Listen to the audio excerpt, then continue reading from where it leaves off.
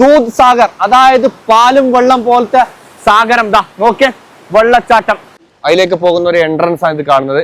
റോഡിന്റെ നടുക്കിലാണ് ഇതാ ഈ ഒരു വെള്ളം വരുന്നത്. നമുക്ക് സാധാരണ നമ്മളെ വണ്ടിയോ കാര്യങ്ങളോ കാറോ ഒന്നും എടുത്തു കഴിഞ്ഞാൽ അങ്ങോട്ട് പോകും. ഇതുപോലത്തെ ഗവൺമെന്റ് വൈൽഡ് ലൈഫിന്റെ ഇതുപോലത്തെ നമ്പറുള്ള വണ്ടികൾക്ക് മാത്രമേ പോകും.